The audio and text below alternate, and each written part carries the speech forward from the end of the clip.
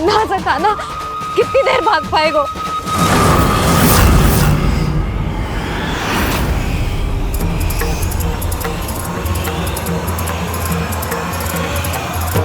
और कितनी प्रतीक्षा करोगे मेरी भक्त कालिया? भक्त नहीं, काल हूँ मैं तेरा। जब अहंकार का मुकुट बुद्धि को ढक लेता है तो भक्त अपने भगवान को भी नहीं पहचान पाता। व्यर्थ की पहेली में मत उलझा बालक। ना मैं भक्त हूँ और ना तू भगवान।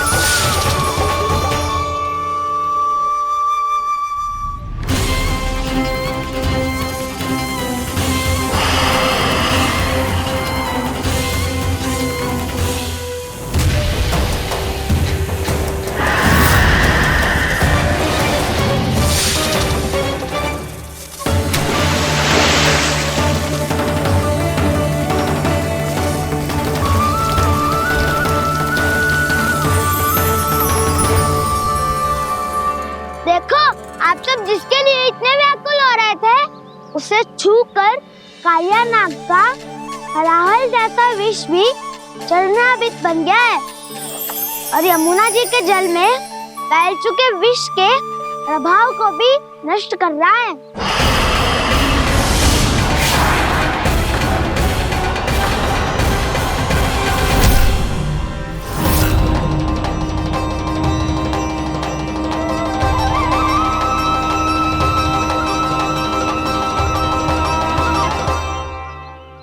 धर्म रक्षक, अधर्म विनाशक प्रभु श्री कृष्ण का कौशल सचमुच अद्वितीय है। नारायण नारायण।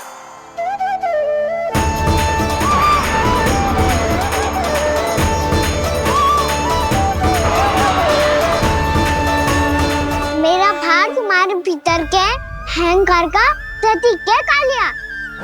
अब तुम्हारा अहंकार, तुम्हारा अरपान मेरे पाँव के नीचे है और तुम्हारी पूंछ अर्थात तुम्हारे प्राण मेरे हाथ में। अब तुम क्या करोगे भक्त?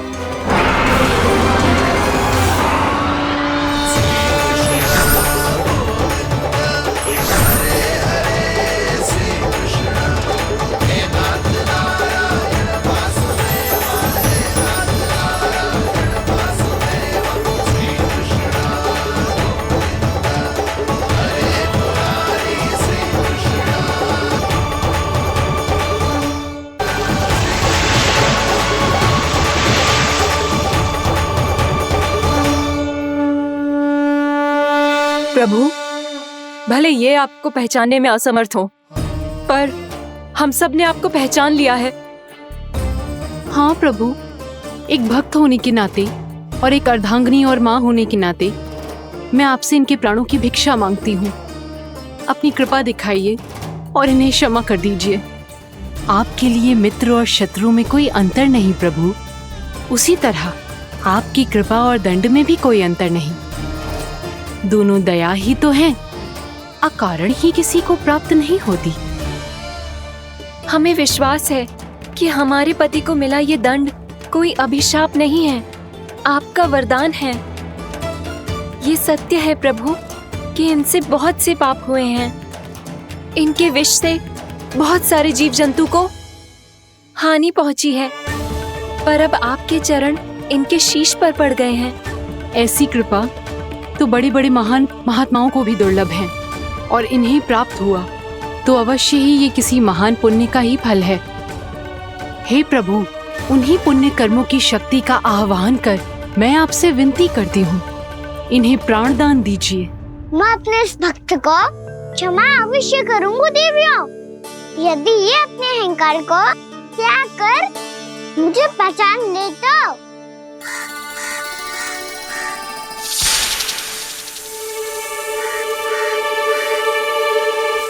मैं तुम्हें श्राप देता हूँ, जितनी विषैली तुम्हारी जिह्वा है उतने ही विषैले सर्प बन जाओ तुम।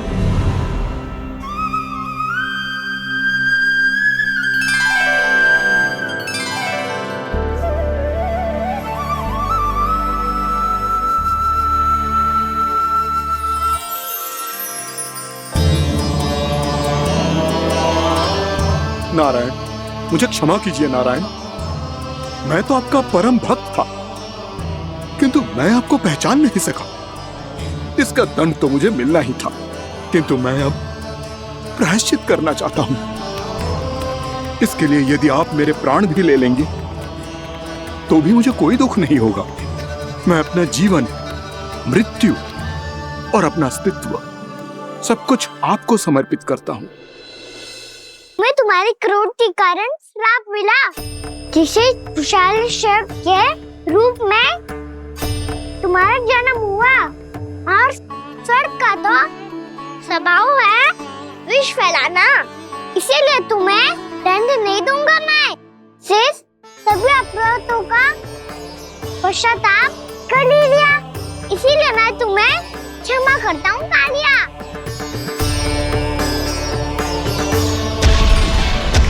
पर तुम्हें यहाँ से दूर समुद्र के बीच जाकर रहना होगा, जहाँ किसी निर्दोष का जीवन तुम्हारे विष से प्रभावित ना हो। मैं चाहकर भी आपकी इस आज्ञा का पालन नहीं कर सकता। मैं असमर्थ हूँ प्रभु, क्योंकि यदि मैं इस क्षेत्र को छोड़कर गया तो मेरी मृत्यु निश्चित है। आपसे क्या छुपा है प्रभु? आप तो जानते हैं कि सर्प जाति और आपके वाहन गरुड़ के बीच अनंत शत्रुता चल रही है, जिसका प्रारंभ नागों के द्वीप नागालय से हुआ था। उस द्वीप पर छोटे जीवों को निगल जाने के लिए सर्प थे, और गरुड़ को सर्पों का स्वाद बहुत प्रिय था, इसलिए वो बार बार नागद्वीप जाने लगा था। पर इस कारण पूरी सर्प जाति उससे आतंकित हो गई थी, इसलिए जब भी गरुड़ वहां पहुंचता तो सभी सर्प छिपने लगते। जब गरुड़ को इसका आभास हुआ तो उसे बड़ा क्रोध आया, और वो उत्तेजना में भरकर सर्पों का शिकार करने लगा। भूख ना होने पर भी उन्हें मारने लगा। अब सर्पों के प्राण हरना उसके लिए खेल बन गया था। इस भीषण समस्या का समाधान ढूंढने के लिए पूरी सर्प जाति महान सर्प वासुकी के सामने इकट्ठी हुई। हे महान वासुकी, हमारी सहायता कीजिए। नागद्वीप पर गरुड़ ने आतंक मचा दिया है। पहले तो वो हमें अपना भोजन बनाता था, लेकिन अब हम उसके खेल का साधन बन चुके हैं। भूख हो या ना हो, जब तब आकर वो हमारे प्राण हर लेता है। अनुचित हिंसा के इस प्रथा का आरंभ सर्पों ने ही किया है। पहले आप सबने पूरे द्वीप पर अधिकार कर लिया, फिर आहार के साथ साथ आनंद के लिए भी आप सभी ने निर्दोष जीवों की हत्या की। और जब सृष्टि का संतुलन बनाए रखने के लिए गरुड़ आपको अपना आहार बनाने आया, तो आप सब अपने प्राणों की रक्षा के लिए छिपने लगे। तो फिर गरुड़ का उत्तेजित होना तो स्वाभाविक ही था। नागनाथ, जो हमने अन्य जीवों के साथ किया वही अब हमारे साथ हो रहा है, परंतु ये भी तो सृष्टि के संतुलन के विरुद्ध ही है ना? अवश्य है, इसलिए मैं गरुड़ से चर्चा करूंगा। धन्यवाद प्रभु।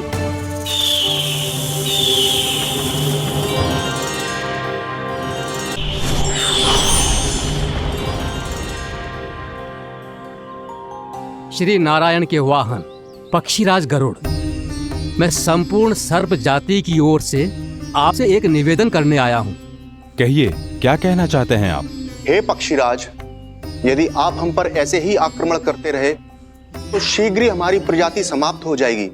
इसीलिए हमारी आपसे विनती है, यदि आप उचित समझें तो सर्पों के किसी एक घर से हम आपको एक सर्प प्रतिदिन अर्पित करेंगे।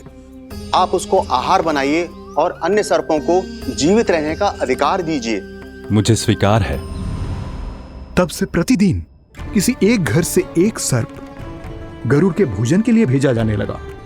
समय के साथ मेरे घर की भी बारी आई, परंतु मैंने एक बहुत बड़ी भूल कर दी। समय आ गया है स्वामी, आज गरुड़ के आहार के लिए इसे चुना गया है। कौन है यह गरुड़ और क्यों दूं मैं इसे कोई भेंट? स्वामी, सभी सर्प राज्यों और गरुड़ के बीच में यही समझौता हुआ है, हमें इसका सम्मान करना ही होगा। मैंने कोई समझौता नहीं किया, मैंने कोई वचन नहीं दिया और ना ही मैं किसी गरुड़ से भयभीत होता हूँ। यदि इस राज्य में किसी को सर्पों को अपना आहार बनाने का अधिकार है तो वो केवल मुझे है। अब से गरुड़ को दी जाने वाली हर भेंट मुझे दी जाएगी, महाविषधारी महान नागराज कालिया को। ये और कुछ नहीं, मेरा अभिमान था प्रभु, और ये मेरे इस जन्म की सबसे बड़ी भूल थी, क्योंकि फिर जब गरुड़ को इस बारे में पता चला तो। कालिया, अभिमान में आकर तूने अपने काल को ललकारा है। जिस कालिया के नाम में ही काल छिपा है, तू उसे ललकारने का दुस्साहस कर रहा है। गरुड़ स्वयं को भगवान विष्णु का वाहन कहता है, तो वाहन का ही कर्म कर। स्मरण रख, इस धरती के सर्वश्रेष्ठ योद्धाओं के लिए भी मैं मृत्यु का दूत हूँ। विनाश काले विपरीत बुद्धि। तो जैसे मूर्ख सदा इस युक्ति को सार्थक करते आए हैं, अपने विनाश को आमंत्रण किया है, तो अब भोग।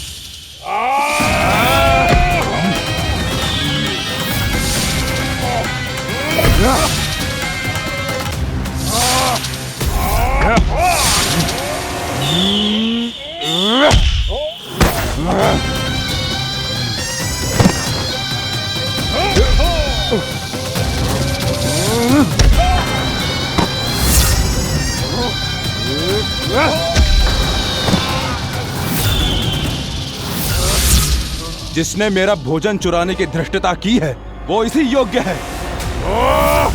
तू मुझे जानता नहीं है गरुड़, मैं महाविषधारी नाग कालिया हूँ। तेरा इतना दुस्साहस कि तूने मुझ पर चरण से प्रहार किया। वाह!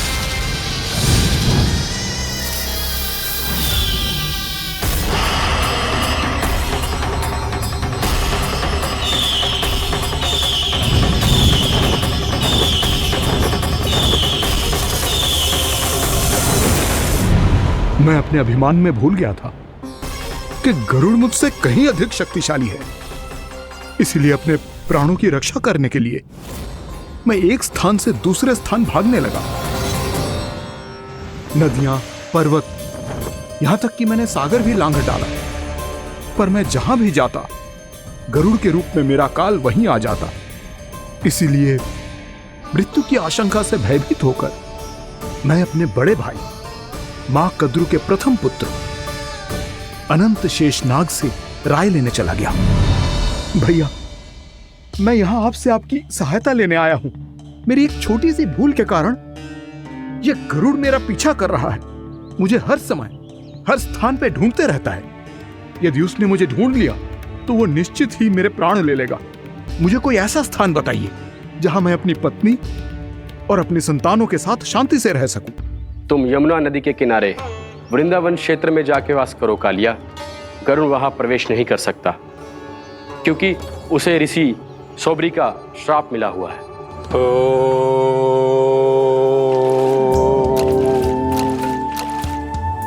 ध्यान और तपस्या का नित्य कर्म करते हुए ऋषि के मन में मछलियों के प्रति प्रेम भाव इतना बढ़ गया कि वो भूल गए सभी जीव खाद्य श्रृंखला का भाग होते हैं, और मछलियां भी इस नियम की अपवाद नहीं है। उन्हें मछलियों की अटखेली इतनी अच्छी लगने लगी कि वो इस क्षेत्र के मछुआरों को भी मछली पकड़ने की अनुमति नहीं देते थे।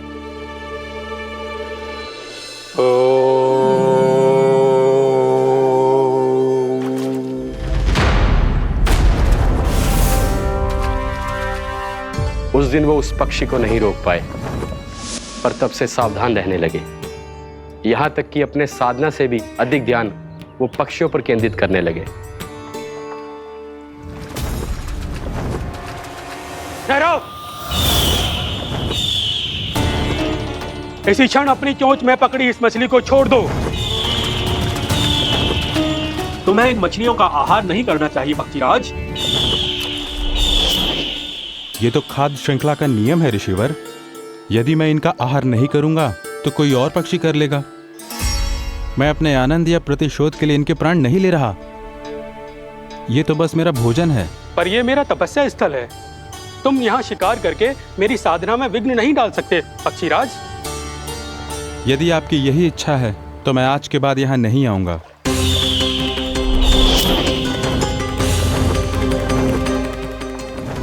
पर आज ये मछली मेरे आहार के रूप में पकड़ी जा चुकी है। मैं वचन देता हूँ ऋषिवर, इस स्थान पर यह मेरा अंतिम शिकार होगा।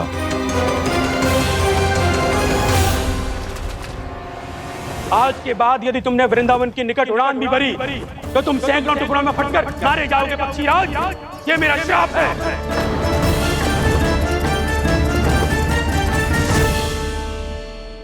और इसीलिए भैया शेषनाग के सुझाव के अनुसार मैं यहां आ गया।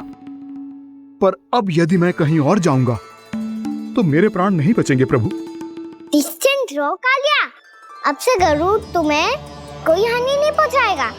अब तुम्हारे फनों पर मेरी पक्षिन बन गए कालिया, इसीलिए अब से तुम्हें गरुड़ से कोई भय नहीं होगा। निश्चिंत होकर अपने परिवार के साथ गहरे समुद्र में चले जाओ और सुख से शांति से निवास करो। पर ध्यान रहे निर्दोष जीवों को हानि ना पहुंचे। आपने मुझे जीवन दान दे दिया प्रभु, इस उपकार से मैं कृतज्ञ हूँ प्रभु। आदेश दीजिए, मैं आपकी सेवा कैसे करूं? तुम्हारे जल क्षेत्र से 1 कोटि कमल पुष्पों को लेने की अनुमति दे दो कालिया। यही मेरी सेवा होगी प्रभु। ये तो मेरा सौभाग्य होगा।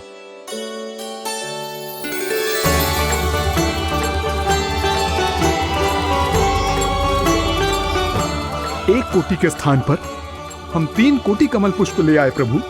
मैं तुम्हारी सेवा भाव से प्रसन्न हुआ कालिया। रमणक द्वीप पर चले जाओ ताकि तुम्हारे कारण फिर कभी किसी निर्दोष जीव को हानि ना पहुंचे और न ही तुम्हारा विष मेरे प्रिय यमुना नदी के जल को दूषित कर पाए। मैं तुम्हें आशीर्वाद देता हूँ। आज यहाँ मेरे द्वारा तुम्हें दिए गए इस आदेश का स्मरण जो भी भक्त करेगा और प्रातः काल और संध्या काल में इसका उच्चारण करेगा, उसे फिर कभी किसी संकट से कोई भय नहीं होगा। ये स्थान अब से काला कुंड के नाम से जाना जाएगा। यहाँ पर स्नान करने वाला और देवताओं को इस क्षेत्र से जल का अर्घ्य देकर प्रसन्न करने वाला भक्त यदि मेरा स्मरण करके पा सकेगा तो वो अपने सभी पापों से शीघ्र ही मुक्त हो जाएगा।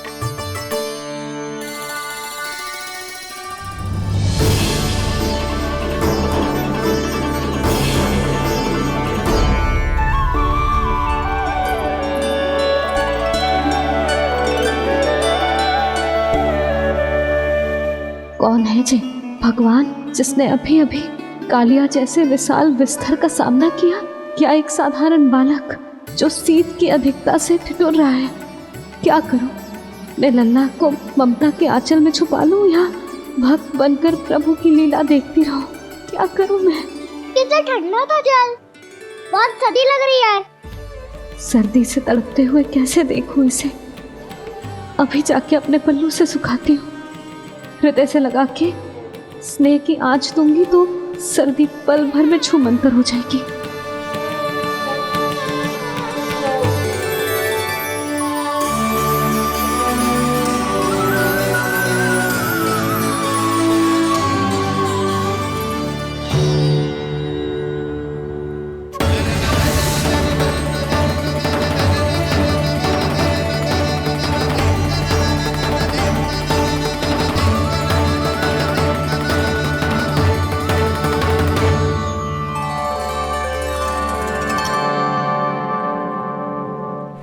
मेरी आवश्यकता ना है इसे।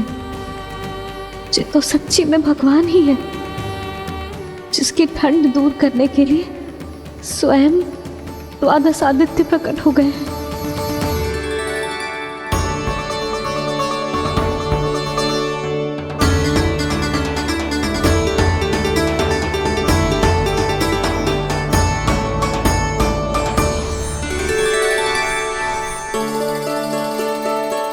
ये क्या किया आपने? मैया मुझे अपने हृदय से लगाने वाली थी कि आप सब प्रकट हो गए। क्षमा कीजिए प्रभु, पर आपको भीगा हुआ देखकर, ठंड से ठिठुरता हुआ देखकर हमसे रहा नहीं गया। हम अपने वश में नहीं थे प्रभु। भक्ति से भावुक होकर हम प्रकट होने पर विवश हो गए थे। हमारी किरणें जैसे स्वयं ही फूट पड़ी और दौड़ पड़ी आपको सुखाने के लिए। मैं आपका प्रेम, आपकी भक्ति समझता हूं आदित्यगण, और इसीलिए इस समय मैं जहां खड़ा हूं, इस स्थान को द्वादश आदित्य टीला के नाम से जाना जाएगा। द्वादश आदित्य टीला के नाम से जाना जाएगा। हम धन्य हो गए प्रभु। अरे कहाँ जा रहा है? जो गड़बड़ किया है उसे सुधारिए तो सही। प्रभु आज्ञा दीजिए। अपना दाब इतना अधिक बढ़ा दीजिए कि मुझे स्वेद आने लगे, ताकि मैया मुझे स्वेद में लीला देख के और भूल जाए कि मैं भगवान हूँ, और मैया मुझे अपनी गोद में उठा के ले जाए।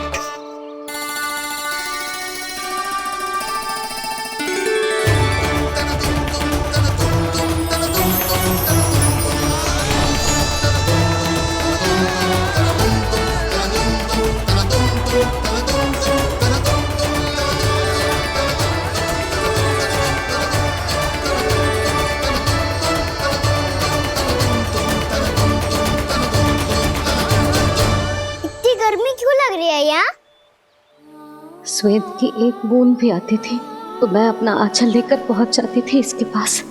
जानती ही नहीं थी कि चेतु स्वयं वायुदेव को आदेश दे सकता है कि वो बहने लगे और उसका सारा श्वेत सुखा दे। वायुदेव की आवश्यकता नहीं है मैया, मुझे आप ही चाहिए।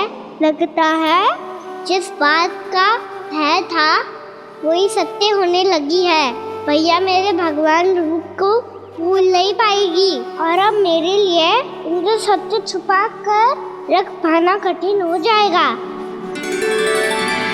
कृष्णा कृष्णा हरे कृष्णा कृष्णा कृष्णा मुरली मनोहर कृष्णा गोपाला गोविंदा हे दामोदरा।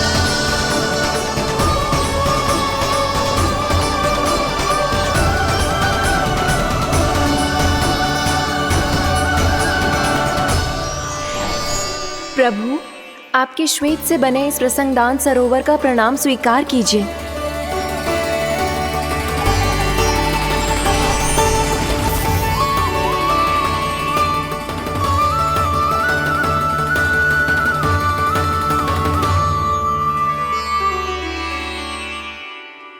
ओहो, इस चमत्कार को देखकर भैया को और भी अधिक विश्वास हो जाएगा कि मैं भगवानी हूँ। अब कैसे मनाऊं मैया को कि मैं इनका लाई हूँ। बाबा है ना, अब तो यही सहायता करेंगे। श्री कृष्णा गोविंदा हरे हरे श्री कृष्णा गोविंदा हरे हरे श्री कृष्णा हरे मुरारी श्री कृष्णा श्री कृष्णा श्री कृष्णा।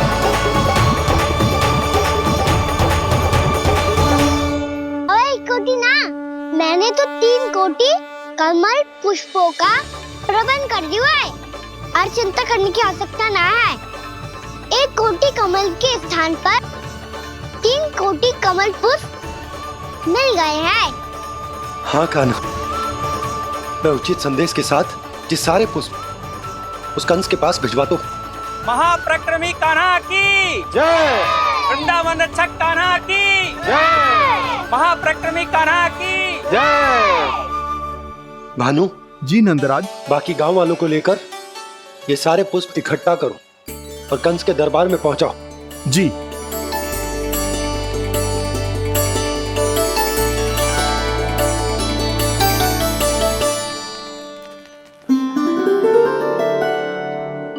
मैया, कौन हो तुम? मुझे पता था मैया, जब आपको सत्य पता चलेगा तो आप मुझे मैया की तरह स्नेह ना कर पाओगी, इसलिए आज तक सत्य छुपा तो आया हूँ, ताकि आपकी ममता, आपका प्रेम अनुभव करने का अवसर मिलता रहा है मुझे। और फिर आज को बताया था ना, जो रहस्य तुमने बरसों तक छिपाया था, उसका भेद खुलने में तुम्हारा ही योगदान है। मुझे कालिया के शीश पर अपने पद चिन्ह रखकर उसे मुक्त कराना था दाऊ, वचन दिया था मैंने उसे। इसके अतिरिक्त निर्दोष पशु पक्षियों के जीवन को कालिया के विष से ही बचाना था मुझे। इसमें कंस को तो सम्मिलित करना ही था, ताकि जब मैं कालिया का सामना कर रहा हूँ तो वो किसी और असुर को समस्या बनाकर वृंदावन ना भेज दे। पर इस सबसे बड़ा एक कारण और था दाऊ, मैं चाहता था कि मैया को सत्य पता चल जाए। पर क्यों कहा ना? क्योंकि मुझे लगने लगा था कि मैया से ये रहस्य छुपाकर इनके साथ धोखा कर रहा हूँ। अपराध बोझ से दबा जा रहा था मैं।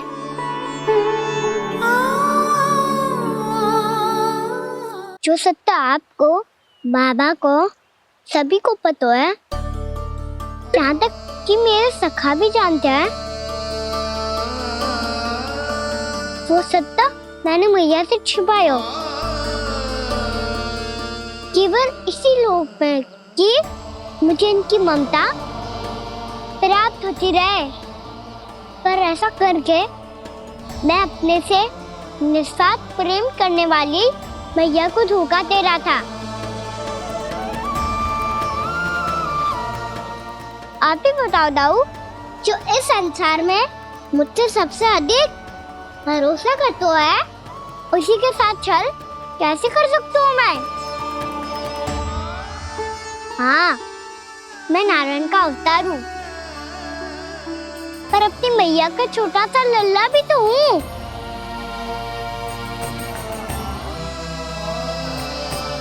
इसीलिए तो यमुना जी में छलांग लगाने का एक कारण इस गेंद को लेने जाना भी था।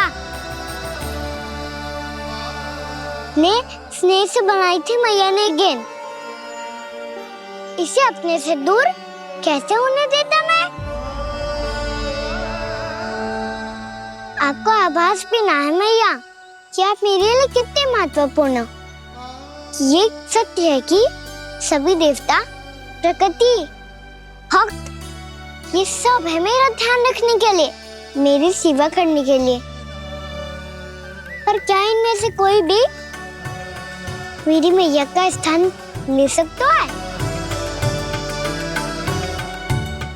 और आप भी तो यही चाहती थी कि मैं आपका लल्ला बन के आऊं, आज जैसे आपने मुझे अपनी गोद में लिटा रखा है, क्या कुछ ऐसा नहीं हो सकता कि शीघ्र ही मुझे आपको अपनी गोद में खिलाने का अवसर मिल जाए? मैया, नारायण का अवतार होना क्या इतनी बड़ी समस्या है कि आप हृदय से भी राह लगा सकते? मैया,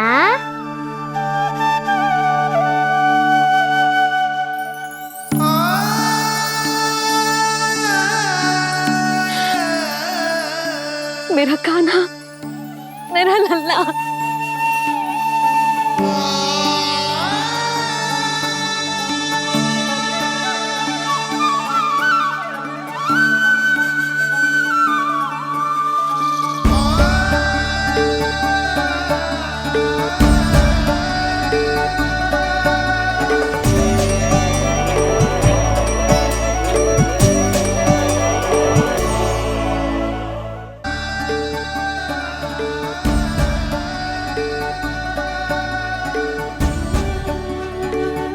जे सत्य है कि जे जानने के बाद कि तू श्री नारायण का अवतार है,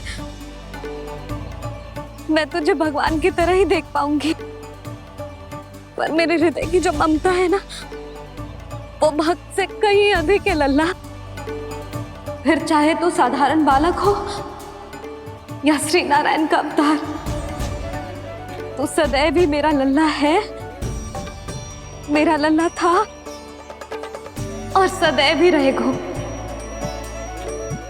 यशोमती मैया का नंद लाला, यशोमती मैया का नंद लाला। यशोमती मैया के नंद लाला, यशोमती मैया के नंद लाला, यशोमती मैया के नंद लाला, यशोमती मैया के नंद लाला।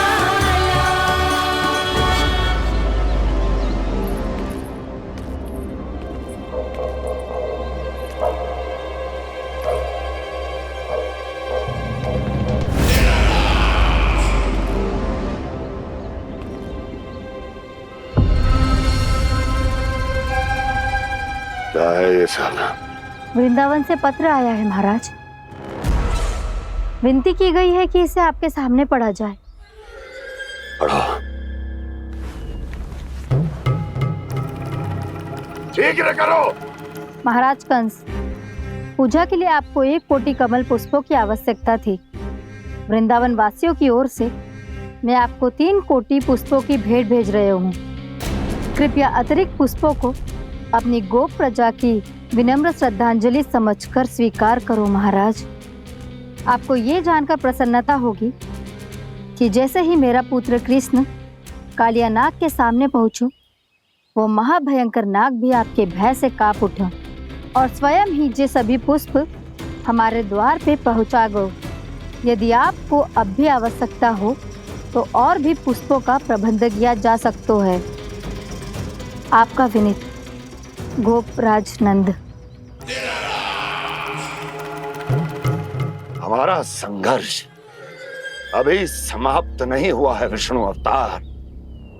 यशोमती मैया का नंदलाला।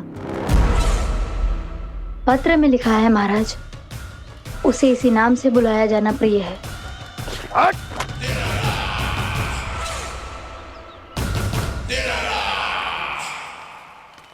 जैसे आपने कही वैसे ही करो। हमने कंस के राजभवन को पुष्प से भर दियो है। मुझे तो ऐसा लग रही है इतने पुष्प देख के कंस को चक्कर आ जाएंगे। आपका पत्र पढ़ के उसे ये समझ में आगा होगा कि वृंदावन वासियों से उलझना ठीक ना है उसके लिए।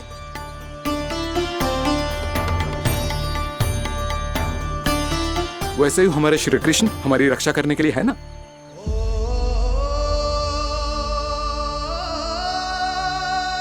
सूर्यास्त होने वाला है, हमें अब घर चलना चाहिए।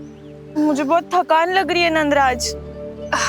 हाँ, मैं भी बहुत थक गई हूँ। नंदराज, कमल पुष्पों को गाड़ी में लादकर मथुरा पहुंचाने में अब हम भी बहुत थक गए। तो आप सब लोग रात्रि को यहाँ रुकना चाहते हैं? वैसे सुझाव तो अच्छा है नंदराज। अब कालिया नाग के स्थान से जाने के बाद प्रकृति कितनी खिल उठी है, क्यों जसोदा जी?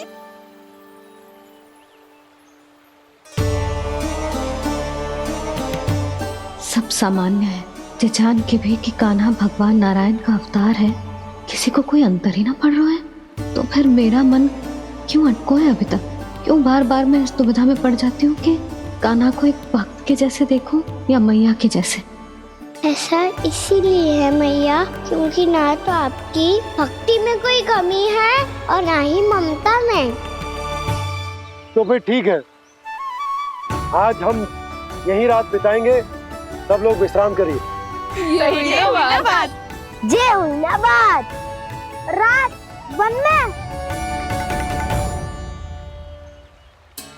भयभीत क्यों हो रहे हो बसंता? श्री नारायण का अवतार कान्हा है ना हमारे साथ।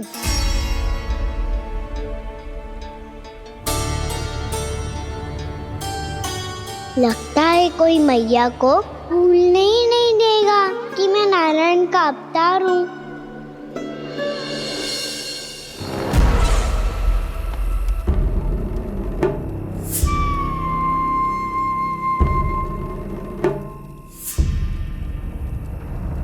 तुम्हें पूर्ण विश्वास है ना गुप्तचर? ये सब कुछ उसी बालक ने किया है। उसी ने कालिया को पराजित करके यहां से दूर भेज दिया है। मैंने अपनी आंखों से देखा है महाराज। और वृंदावन के सभी वासी इस समय वन में विश्राम कर रहे हैं, ये सूचना पक्की है। वो सब पूरी रात वन में ही बिताएंगे महाराज।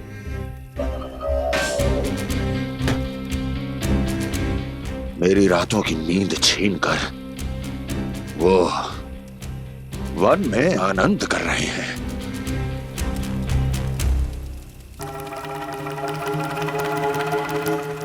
किंतु मैं उनके इसी आनंद को मृत्यु के करुण रूतन में बदल दूंगा। उनके चारों ओर प्रकाश होगा, सूर्य की चमक जैसा, आंखें चौंधिया देने वाला प्रकाश। किंतु फिर भी ये रात उनके लिए सबसे अधिक काली होगी, क्योंकि मैं इस पूर्णिमा की रात को अमावस्या की रात बना दूंगा, कभी न समाप्त होने वाली अमावस्या।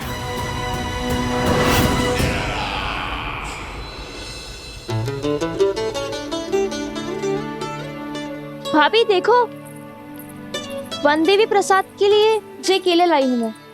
हाँ दिखा तो, इसमें से पक्के केले कान्हा के लिए चुन लेती हूँ।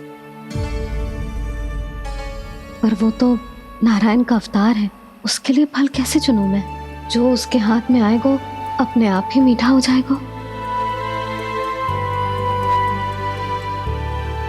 भाभी क्या होगा? रुक क्यों गई? कछू ना दिखा।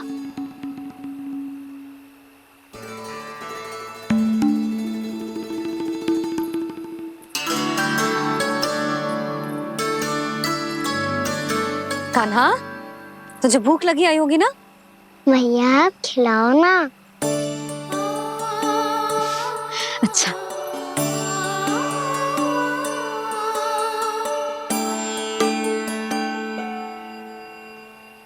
ले।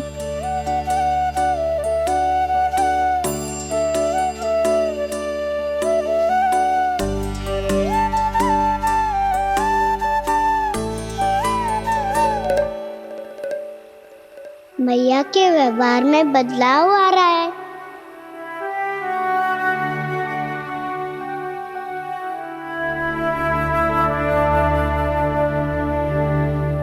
कान्हा, बंसी काका हम सबको वन में आग जलाना सिखा रहे हैं, ताकि भयानक पशु को दूर करा जा सके।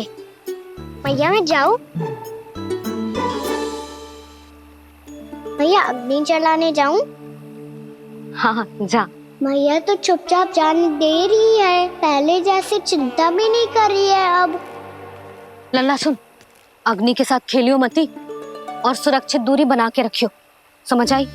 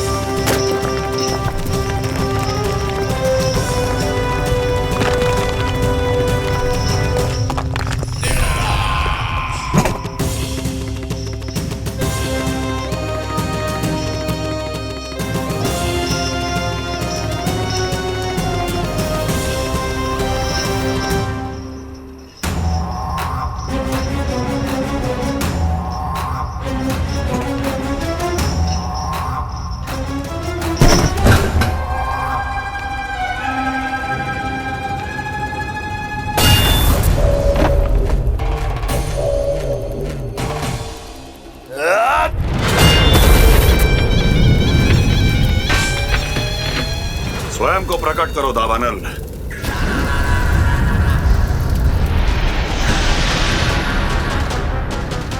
प्रणाम महाराज। महाराज कंस, इस कारागार से मुक्त करवाने के लिए आपका बहुत बहुत धन्यवाद। बताइए, इस उपकार का ऋण कैसे चुकाऊं? बस वही करो दावानल जो तुम्हें सबसे अधिक प्रिय है। अपने नाम को स्वयं सार्थक करो। जला दो, पूरे वृंदावन को जला दो। कीट, पशु, पक्षी, वनस्पतियां, वृक्ष, यहां तक के मानव भी, कोई भी जीवित प्राणी जीवित नहीं बचना चाहिए। जला दो सबको, सबको।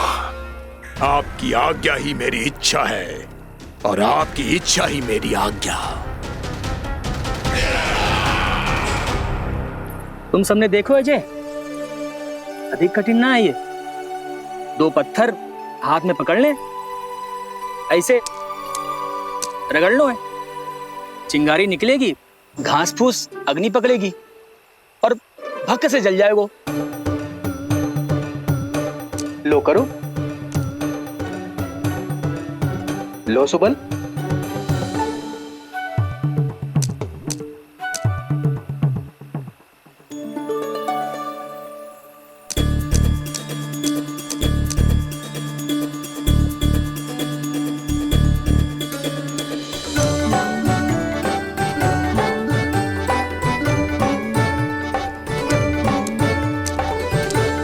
ले कान्हा, तू भी प्रयास करके देख ले। पर जितना सरल जय कह रहे थे उतना सरल ना है अग्नि जलाना।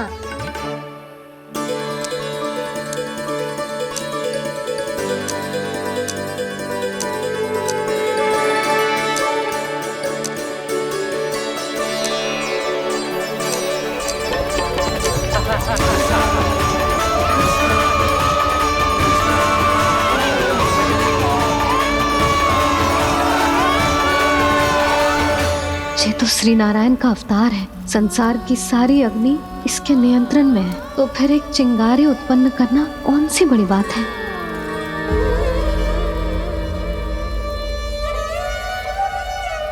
ऐसे तो मैया मुझे धीरे धीरे अपना लल्ला मारना ही भूल जाएगी। ये उचित नहीं है, अब मुझे ही कुछ करना होगा।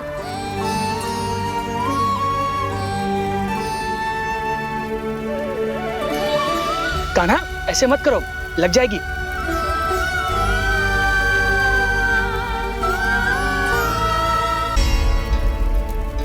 कान्हा, संभाल के, ध्यान कहाँ है तेरो? कालिया नाग का हलाहल जैसा विष जिसका कछु न बिगाड़ पाई, जिस साधारण सी अग्नि उसे हानि कैसे पहुंचा पाएगी। मेरी ममता बार बार चिंता करने पे विवश कर देती है मुझे। भूल जाती हूँ मैं कि ये तो श्री नारायण का अवतार है। यही तो मैं चाहता हूँ मैया।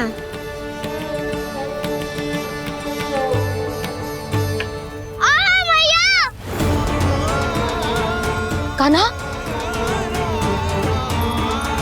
कान्हा, देखा देखा, कहाँ लगी? हाँ, बोला था ना अग्नि से दूर रहने। दिखा, जले का चिन्ह ना है।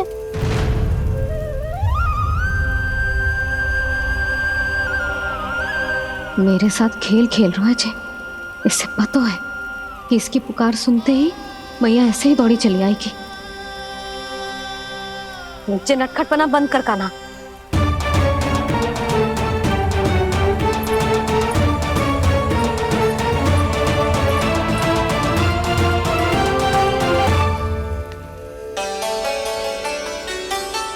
यशोदा, आ जाओ, कान्हा को भी बुला लो।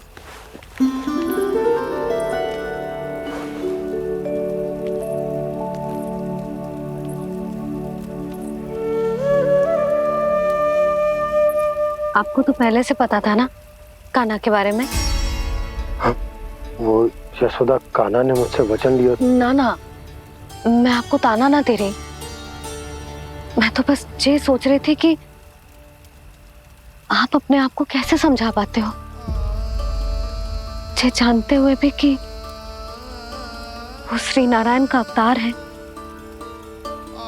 आप उसके साथ सामान्य व्यवहार कैसे कर पाते हो? क्योंकि मैं भी अपने लल्ला के साथ सामान्य व्यवहार ही करना चाहती हूँ, उसे वैसे ही देखना चाहती हूँ, उसके साथ लाड करना चाहती हूँ, उसे डांटना चाहती हूँ, फटकारना चाहती हूँ, पर मुझे बार बार उसमें मेरे प्रभु दिखने लगते हैं। मेरे साथ भी ऐसा ही होता है यशोदा, पर जब मैं ये स्वीकार कर लेता हूँ कि जो हमारा लल्ला है, तो मैं भूल जाता हूँ कि जय श्री नारायण का अवतार भी। उसके बाद सांसारिक माया मुझे अपने अंदर जकड़ लेती है। यशोदा, तुम्हारे साथ भी कछु ऐसा ही होगा। संसार की मोह माया तुम्हें खुद में जकड़ लेगी और तुम जब भूल जाओगी कि वो भगवान का अवतार। और सच्ची कहूं तो भैया की ममता के आगे कोई भी माया ना टिक सकती। सबसे बड़ी होती है एक मैया की ममता। पर भक्ति का भाव भी कम प्रबल ना हो तो है जी। मेरे हृदय में ममता और भक्ति के बीच युद्ध चल रहा है। मुझे ना पता कौन सा भाव जीतेगा और कौन सा हारेगा। इसका अर्थ है कि मुझे कुछ भी ऐसा करने से स्वयं को रोकना होगा, जिससे मैया के मन में भक्ति का भाव प्रबल होकर हिंसा से जीत जाए। तो फिर ध्यान रखना कान्हा, अब सबके सामने कोई लीला मत कर देना तुम।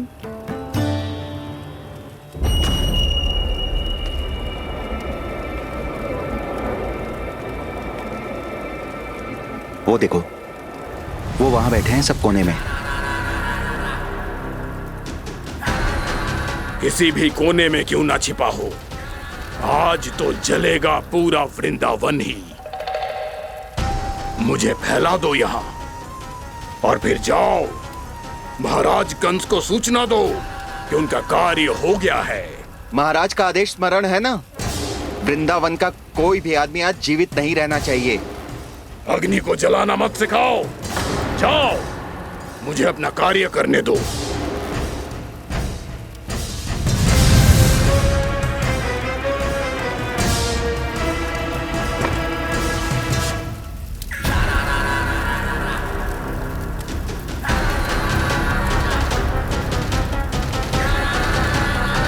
नारायण नारायण हरे हरे, श्रीमन्नारायण नारायण हरे हरे, भजमन नारायण नारायण हरे हरे।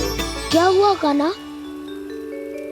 मैंने आपको कहा था ना कि मैं कोई लीला ना करूं, पर देखो कंस मामा ने असुर वृंदावन को भेज दिया है।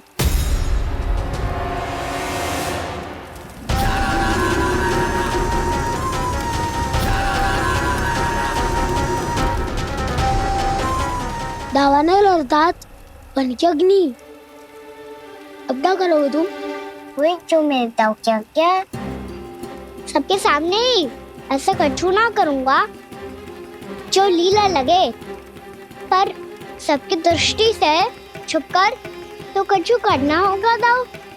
इससे पहले कि ये दावानल पूरे वृंदावन को लील जाए। पर कान्हा करने क्या वालों है?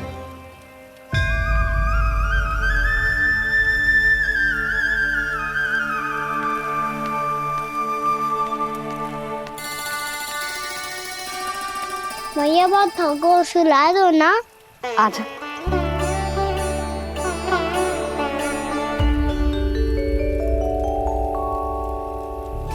लोरी गाओ ना मैया। सब जन आंखें बंद कर लो, मैया लोरी सुना रही है।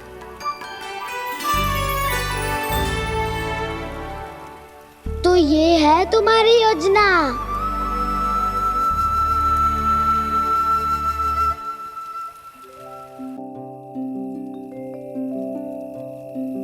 आजा रे निंदिया आ जल्दी से आ मैया लोरी सुनावे आजा रे अरे गोदी का पलना है बैया डोरी झूले उसमें कान्हा रे आजा रे अरे तुझसे है पूरन दुनिया मोरी लल्ला तो मेरा मैया मैं तोरी आजा रे अरे रू रू रू रू रू रू रू रू रू रू रू रू रू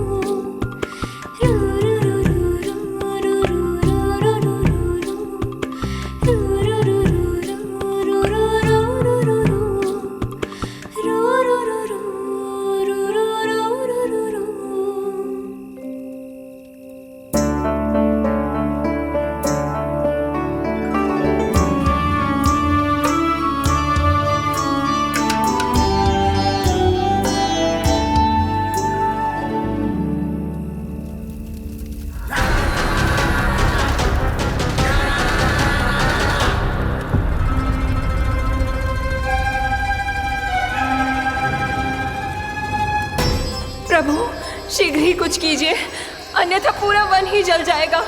मेरी सहायता कीजिए प्रभु।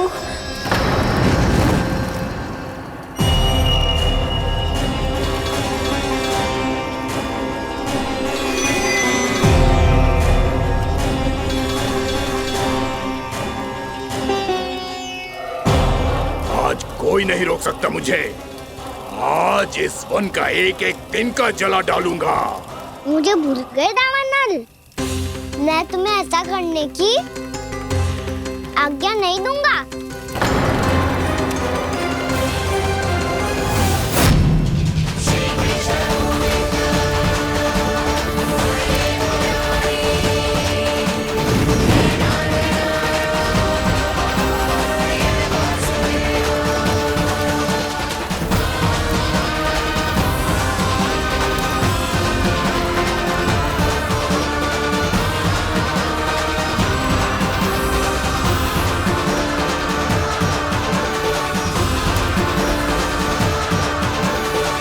मैया की नींद में व्यवधान पहुंच रहा है, मुझे शीघ्रता करनी होगी।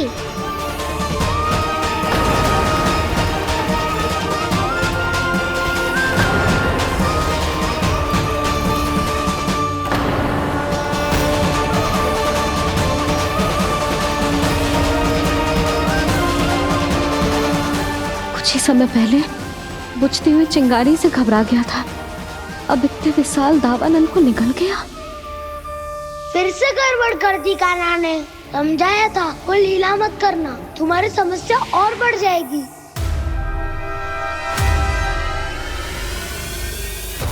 अब क्या करूं दाऊ?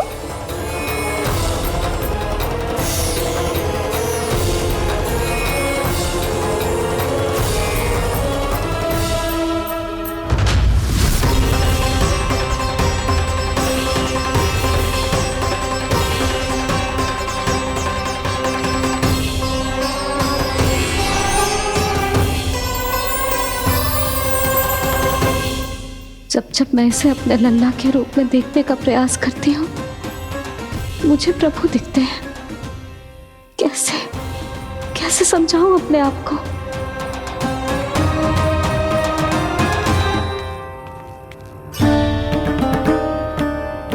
मैया मुझे पता है आपने कहा था अग्नि के साथ मत ही खेलना, पर अग्नि फैल रही थी। मुझे कछु ना कछु तो करना ही था मैया। क्यों प्रभु, क्यों छीन रहे हो एक मैया से उसकी ममता? मैं आपकी भक्त अवश्य हूँ, पर उसके साथ साथ आपकी मैया भी बने रहना चाहती हूँ। आपको एक मैया बनकर दुलारना चाहती हूँ, फटकारना चाहती हूँ, डांटना चाहती हूँ। तो फिर डांटो ना मैया, फटकार लगाओ, मुझे दंड दो। कैसे कान्हा? तुझे देखते ही मुझे अपने भगवान दिखाई देने लगते हैं। मेरे मन में तेरे प्रति भक्ति के भाव जाग रहे हैं। मैया ऐसा मत ही करो ना। देखो मैं वही कान्हा हूँ जिसे आप लोरी सुना के सुलाती थी। वही कान्हा हूँ जिसे अपने हाथों से माखन खिलाती थी। मैं वही कान्हा हूँ मैया जो भूल करता था तो आपकी डांट भी खाता था और आपसे दंड भी पाता था।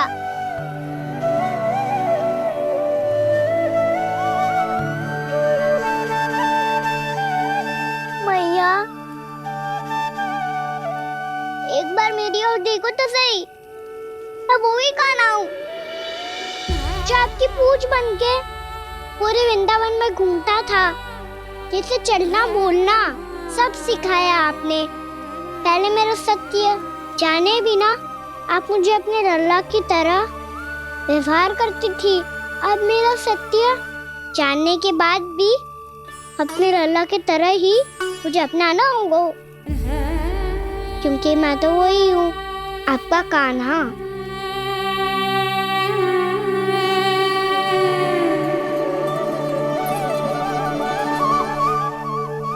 इतना प्यार करते हो तुम मुझसे? जब मैं तेरे भीतर भगवान का रूप देखती हूँ तो मैं भयभीत हो जाती हूँ कान्हा। ये सोच के कि तू मुझे छोड़ के तो ना चला जाएगा। कहीं गया भी तो सदैव आपके हृदय में ही रहूंगा। वही तो है मेरा असली निवास।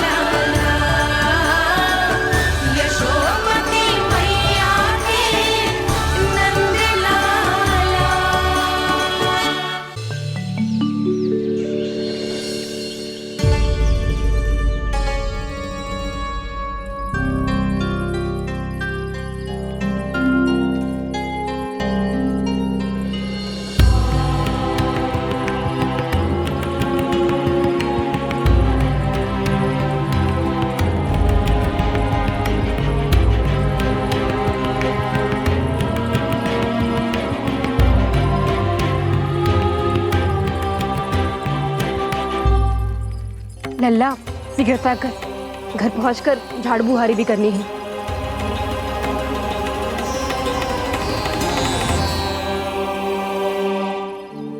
का होगा? ये सब ठहर क्यों गए? ये सब क्या होगा?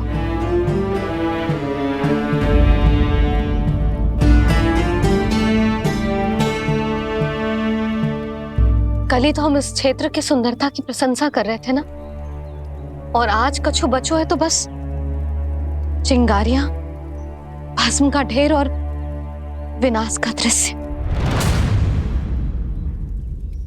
चिंता क्यों करती हो भाभी? जिसने इस वन को हम सबको जलने से बचाया है वही से फिर से हरा भरा कर देगा।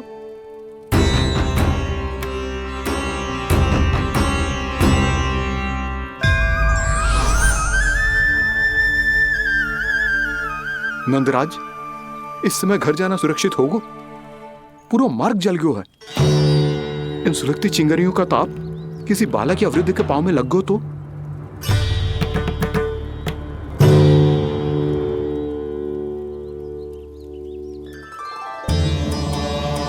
चिंता की कोई बात नहीं है बाबा, हम सब महर्षि गर्ग के आश्रम में जा सकते हैं। वहाँ सारी व्यवस्था हो जाएगी, कोई यहाँ से अधिक दूर भी नहीं है।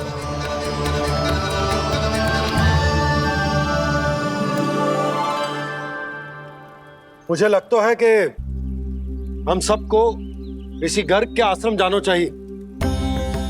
वहां चलकर कुछ समय उनकी सेवा करेंगे और जैसे ही अग्नि शांत हो जाएगी और वृंदावन जाने को मार्ग सुरक्षित हो जाएगा, हम सब वापस लौट चलेंगे। अच्छा विचार है। वही महर्षि गर्ग जिन्होंने मेरा नामकरण करा था।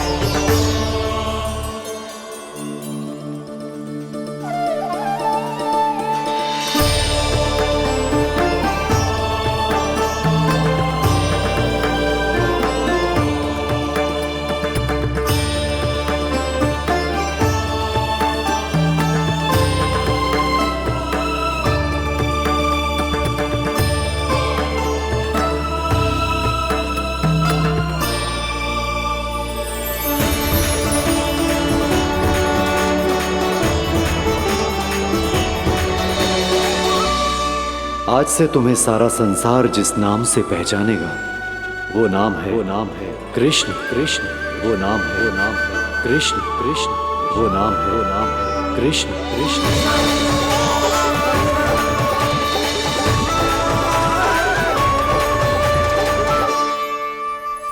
प्रणाम ऋषिवर।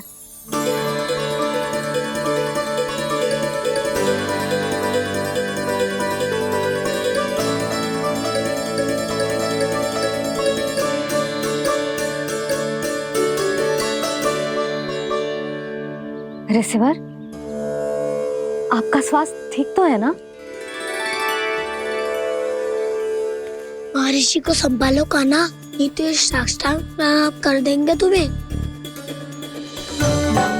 और तब छोटी बा को तुम्हारे भगवान होने की स्मृति फिर से आ जाएगी।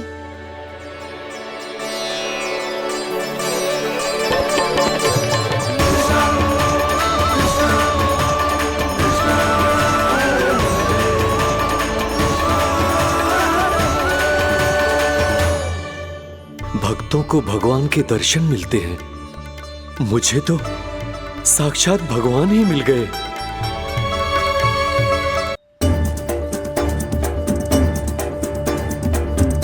इस समय मैं भगवान नहीं, बस आपका शिष्य हूँ ऋषिवर। स्मरण रखिए, भगवान अपने भक्त के घर नहीं आए। आज एक पुत्र अपनी मैया के साथ एक महर्षि के आश्रम आया है।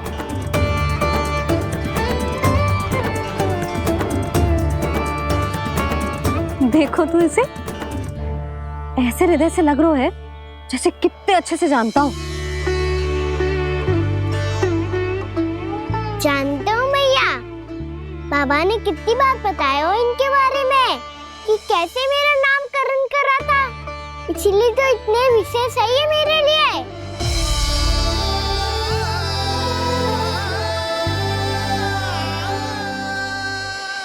अच्छा ही है कि यशोदा जी भूल रही है कि इसका लल्ला स्वयं श्री नारायण का अवतार है। आप सभी का यहाँ आना बहुत ही प्रसन्नता की बात है। आप आए हैं अपनी इच्छा से, परंतु मेरी इच्छा के बिना जा नहीं पाएंगे। आपके साथ समय बिताने आए हैं महर्षि।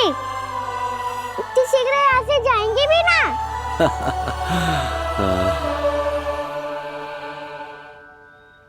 लगता है कान्हा के मस्तिष्क में कोई योजना है। कोई फिर से कोई लीला तो नहीं करने वाला ये।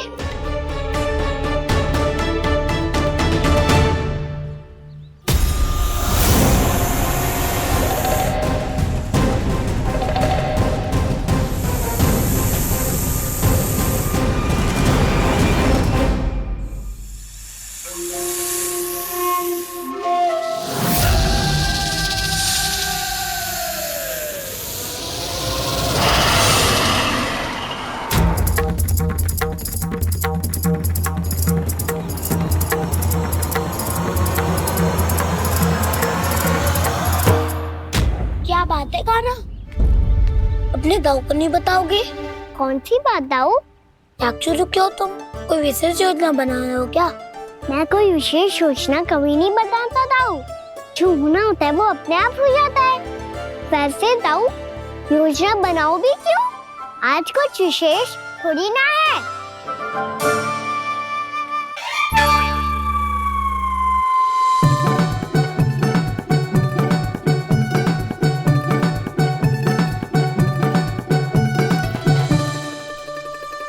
अच्छा, तो मेरा जन्मदिन इसके लिए विशेष अवसर नहीं है या फिर इसे स्मरण ही नहीं है कि आज मेरा जन्मदिन है?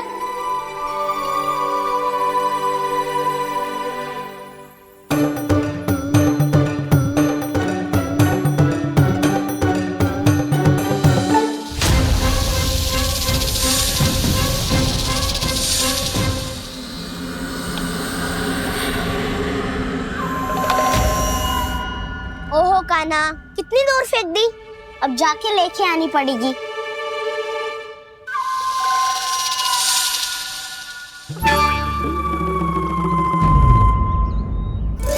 बलराम,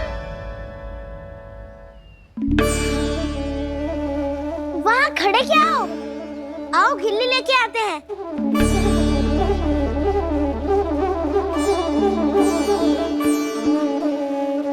चलो भी।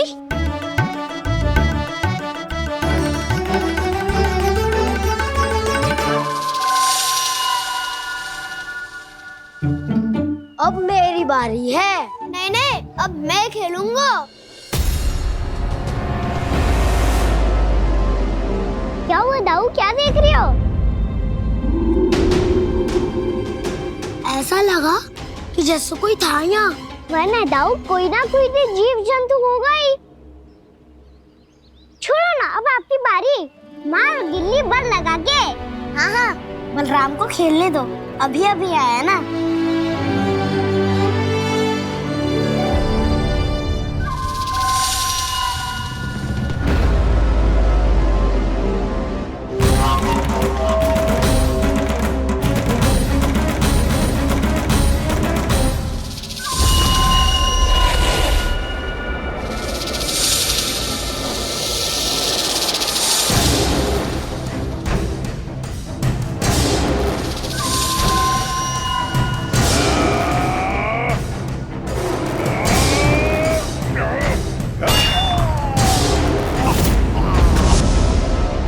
यही हत्या की थी ना उसने मेरे भाई बकासुर की। और वो सारे बालक बड़े चाव से देख रहे थे, प्रशंसा कर रहे थे उस मायावी की।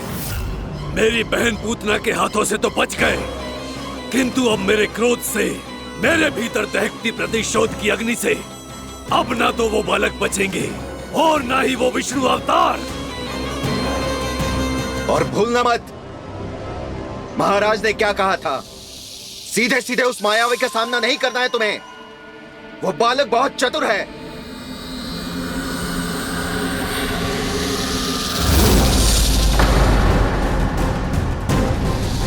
पर है तो एक बालक ही, और एक नन्हा सा बालक क्या हानि पहुंचाएगा मुझ जैसे महाविशाल महाशक्तिशाली अघासुर को।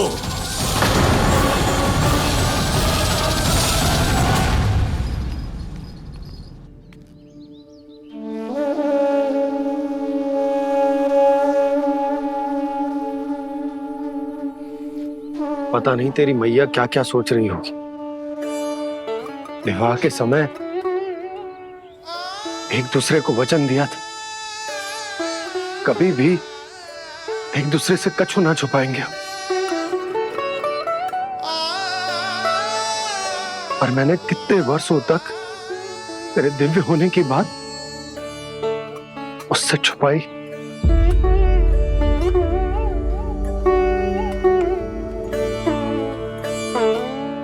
कान्हा, तुमने ही तो कही थी कि मैं तुम्हारा सत्य तुम्हारी मैया को ना बताऊं। फिर तुमने स्वयं ही उन्हें अपने सत्य के बारे में क्यों बताया?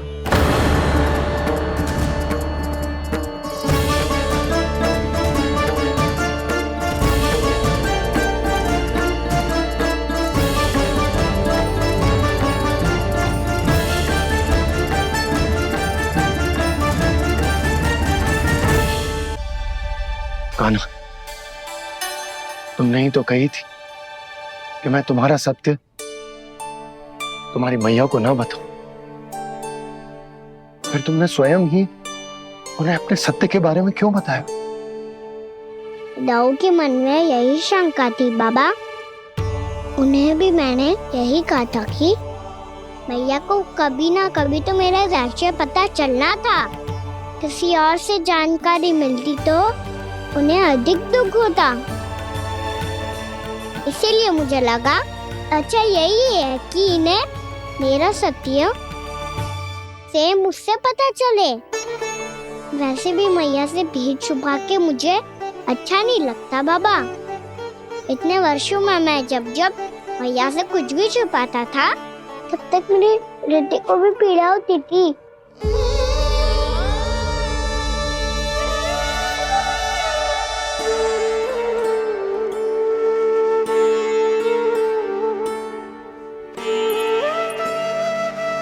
मैं समझ सकता हूँ कान्हा। क्या सोच रहे हो? कछु ना। क्या कछु ना? पता भी है ये सारे बालक कल रात से भूखे हैं। दो। कान्हा चल।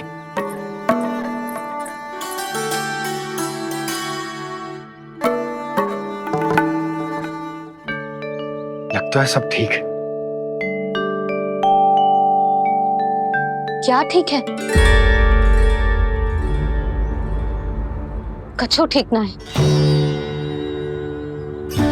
बहुत कठिन है,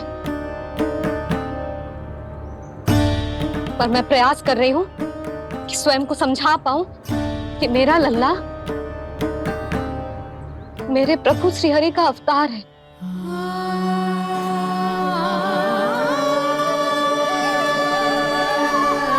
ठहर, तू कहां जा रहा है बिना बताए? पूरे संसार के लिए तू दिव्य होगो, मेरे लिए तू केवल मेरा लल्ला है। समझ आई?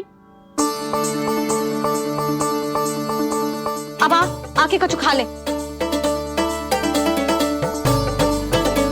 आ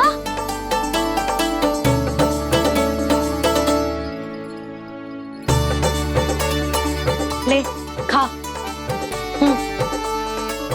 पहले आप खाओ मैया। तू खा पहले। मैंने कही ना, तू अब भी मेरा लल्ला ही है जो कल रात से भूखा है। इसीलिए अब चुपचाप खा। और जे मत ही सोचियो कि मैया को सत्य का पता चल गया है तो कछु कहेगी ना। तेरी मैया हूं कान्हा, कस के डांटूंगी और आवश्यकता पड़ी ना तो डांटूंगी भी और दंड भी दूंगी। और फिर भी बात ना मानी तो स्मरण है ना ओखल? देख यहां भी है।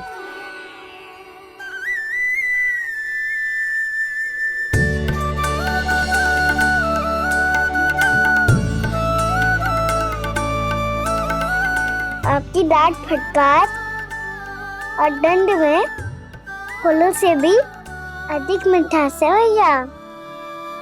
प्रेम है तेरा ऐसा निराला, विवश हो कर आए जग पाला।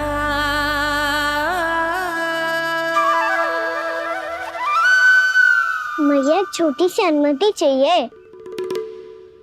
फिर से वन जाना है? फिर से कोई लीला करनी है क्या?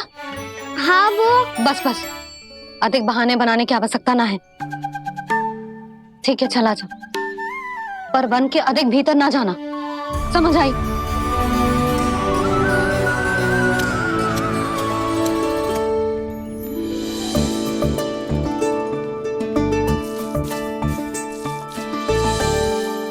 चलो मिल गई अनुमति।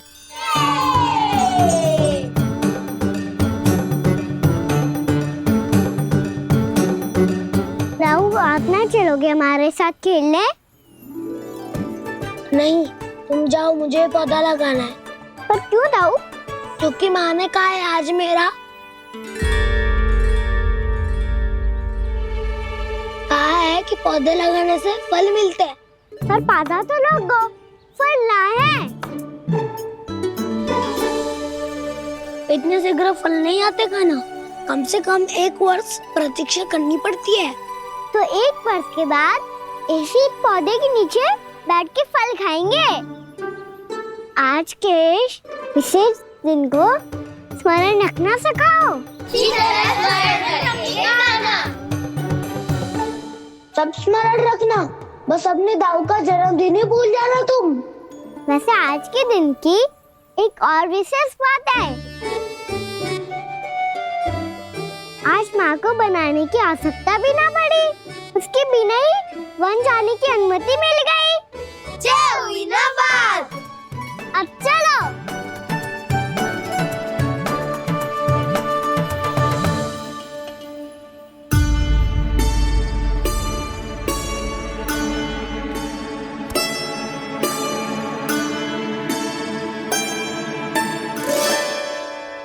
बलराम, कहाँ थे तुम?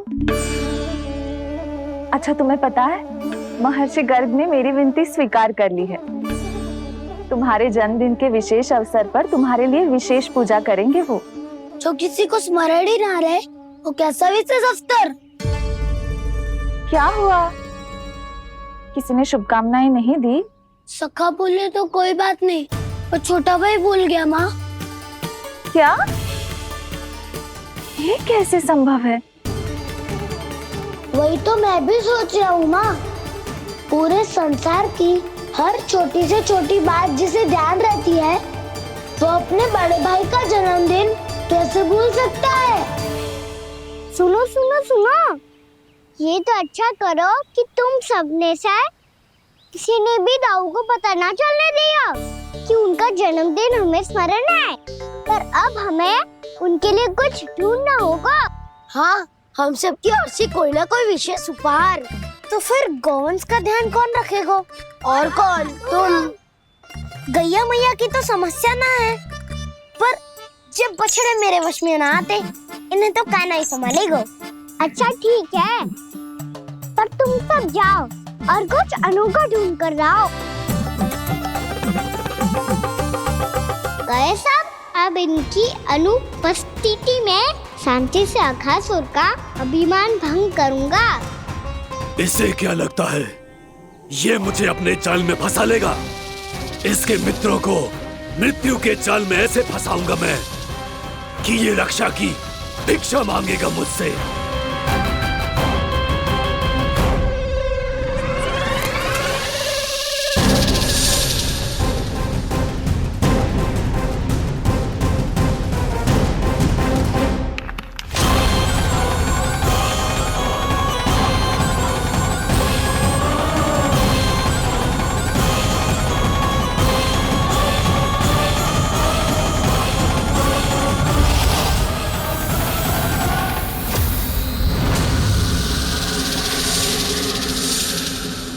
क्या ले चलूं बलराम के लिए, जो हो बहुत विशेष?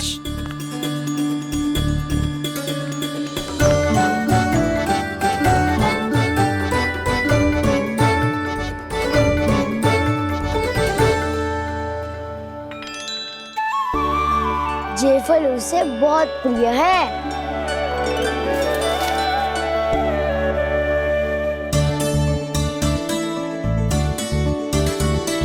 वे पत्थरी के रत्न